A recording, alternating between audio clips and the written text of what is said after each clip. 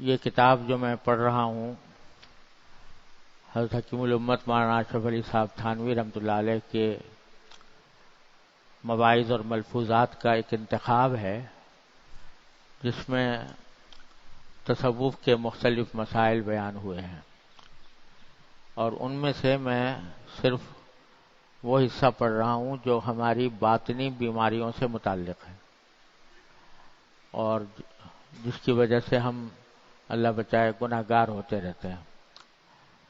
تو پچھلے دنوں زبان کی حفاظت اور زبان سے متعلق جو گناہ ہیں یا جو بیماریاں ہیں ان کا ذکر ہوا تھا۔ اب یہ آج حضرت والا نے حسد کے بارے میں کچھ بیان فرمایا، وہ پڑھتا ہوں، پھر اللہ تبارک و تعالی اس کی اپنی رضا کے مطابق تشریح کی توفیق عطا فرمائے۔ اللہ تعالی نے ارشاد فرمایا کہ وَمِن شَرِّ حَاسِدٍ إِذَا حَسَدَ، یعنی تم کہو کہ میں حاسد کے شر سے جب وہ حسد کرے پناہ مانگتا ہوں۔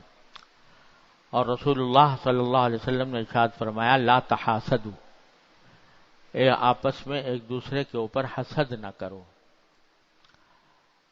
حسد کی حقیقت یہ ہے کہ کسی شخص کی اچھی حالت کا ناگوار گزرنا، کسی کو اچھی حالت میں دیکھے اور وہ دل پر ناگوار ہو کہ یہ کیوں آگے بڑھ گیا یا کیوں اس کو یہ اچھی حالت حاصل ہو گئی، اور یہ آرزو کرنا کہ یہ اچھی حالت اس کی زائل ہو جائے، یہ حسد ہے۔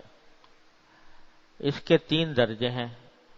ایک تو کیفیت انسانیہ ہے جس میں انسان معذور ہے، ایک اس کے مقتضا پر عمل ہے، اس میں انسان معذور ہے یعنی گناہ گار ہے، اور ایک اس کے مقتضا کی مخالفت ہے، اس میں انسان ماجور ہے یعنی ثواب پانے والا ہے۔ اللہ تعالیٰ فرماتے ہیں کہ میرے بندے پر نعمت دیکھ کر حسد کرنے والا گویا میری اس تقسیم سے ناراض ہے جو میں نے اپنے بندوں میں فرمائی ہے۔ رسول اللہ صلی اللہ علیہ وسلم ارشاد فرماتے ہیں کہ حسد نیکیوں کو اس طرح جلا دیتا ہے، حسد نیکیوں کو اس طرح جلا دیتا ہے جس طرح آگ سوکھی لکڑیوں کو جلا دیتی ہے۔ البتہ ایسے شخص پر حسد کرنا جائز ہے جو اللہ کی دی ہوئی نعمت کو ظلم یا معصیت میں خرچ کر رہا ہو، مثلا مالدار ہو اور شراب اور بے حیائی میں اڑا رہا ہو، لہذا ایسے شخص سے مال چھین جانے کی آرزو کرنا گناہ نہیں ہے، کیونکہ یہاں در حقیقت مال کی نعمت کے چھن جانے کی تمنا نہیں بلکہ اس کے معصیت کے بند ہو جانے کی آرزو ہے، اور اس کی پہچان یہ ہے کہ اگر وہ شخص معصیت چھوڑ دے تو اب اس نعمت کے جاتے رہنے کی آرزو بھی نہ رہے۔ حسد کا باعث عموماً یا تو تکبر اور غرور ہوتا ہے یا عداوت اور خباثت نفس کہ بلا وجہ خدا کی نعمت میں بھی بخل کرتا ہے اور چاہتا ہے کہ جس طرح میں کسی کو کچھ نہیں دیتا اسی طرح حق تعالیٰ بھی دوسرے کو کچھ نہ دے۔ البتہ دوسرے کو نعمت میں دیکھ کر حرص کرنا اور چاہنا کہ اس کے پاس بھی یہ نعمت رہے اور مجھے بھی ایسی مل جائے، یہ غبطہ اور رشک کہلاتا ہے، اور غبطہ شرعاً جائز ہے۔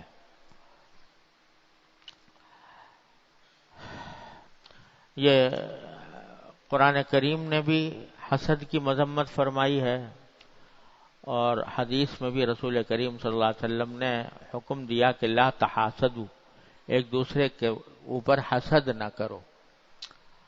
حسد کی حقیقت جیسا کہ حضرت نے بیان فرمائی یہ ہے کہ کسی شخص کو اچھی حالت میں دیکھ کر دل کو کڑھن ہو کہ اس کو یہ اچھی حالت کیوں حاصل ہو گئی۔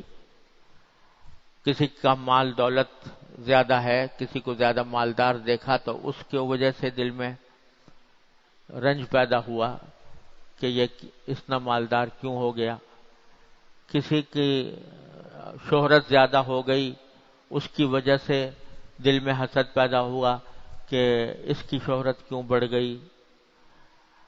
اور کسی کو اگر علم کے اندر ترقی حاصل ہوئی تو اس کے اوپر یہ خیال ہونا کہ اس کو یہ کیوں اس کے علم میں اتنا اضافہ ہوا.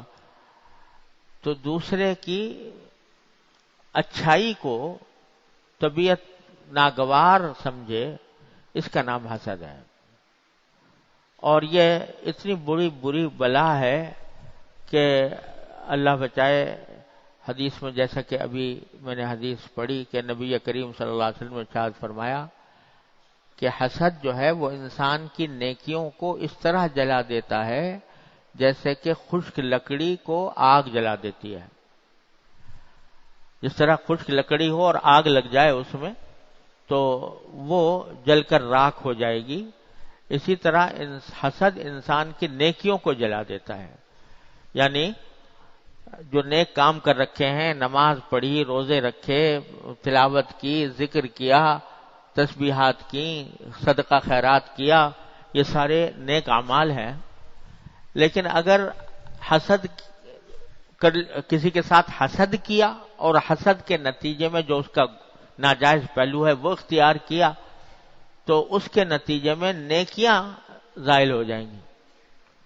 نیکیاں کیسے زائل ہو جائیں گی؟ کیونکہ کسی بندے کے ساتھ حسد کا معاملہ کرنا یہ اس کی حق تلفی ہے، اور حق تلفی ہونے کی وجہ سے جب کسی بندے کی حق تلفی ہوتی ہے تو جب تک وہ بندہ معاف نہ کر دے اس وقت تک وہ گناہ معاف نہیں ہوتا.